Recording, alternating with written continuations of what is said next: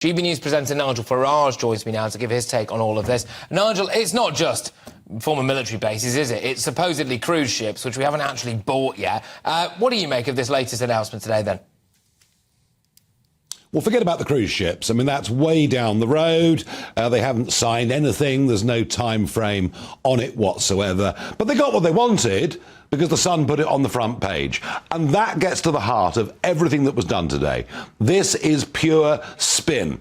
It's as if the days of Tony Blair are back. It's all a big PR exercise. Let us be clear. After what the rather low-grade generic has said to the House of Commons, nothing that has been said today will stop the boats. It will not reduce the cost.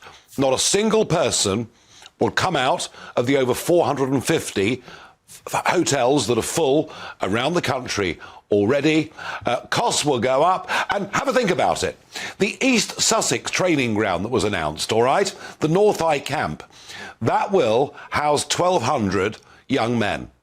On August the 22nd last year, 1,295 young men came to the country in a single day. And if you add to that Scampton and the Essex site that you were just talking about, well, the last half of August, over 5,500 came. So you may have provided today enough accommodation for a fortnight this summer.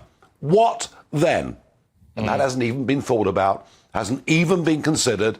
And any thought of deportations, well, even if this was to go to plan, are many, many months away. So believe you me, this crisis only gets worse. And to hear the minister telling us that weddings have been cancelled, that communities are upset. Yes, we know, Minister, you are the one that has done this to vast parts of the country.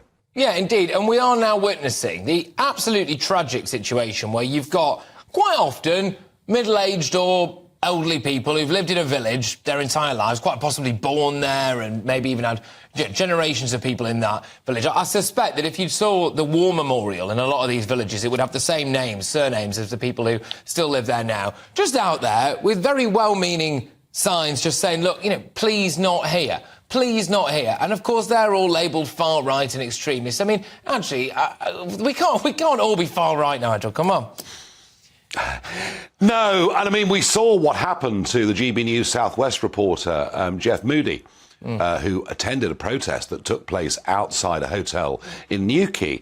And, you know, along come 150 people wearing face masks and balaclavas, and he felt physically threatened and intimidated. So you've got a real bullying, nasty, hard left trying to denounce anybody who dares to express concern about their communities, and in particular, concern about their daughters safely walking the streets.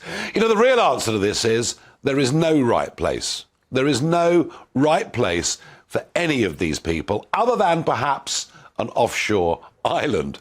You know, but really, until we get to where Australia were 10 years ago, until we're able to say that we've given 500,000 people refugee status since 2015.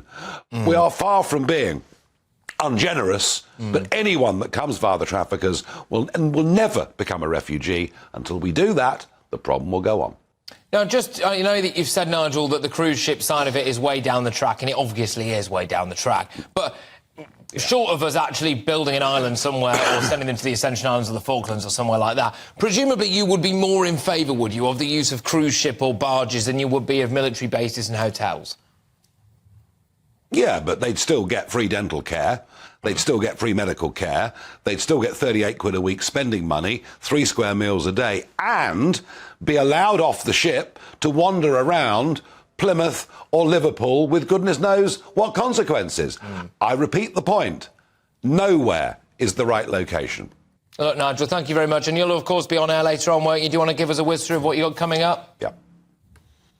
Oh, I'm going to be talking about this, and we'll go live to Scampton, that former RAF base, the home of 617, the home of the Dam Busters raid. I was there doing a live show last Monday, and we'll go and get what I no doubt will be disappointment and great anger amongst that local community. There was a very good business plan, perhaps up to £300 million of investment going to go into Scampton, plus a well-deserved heritage centre. That is all now completely and utterly shot through.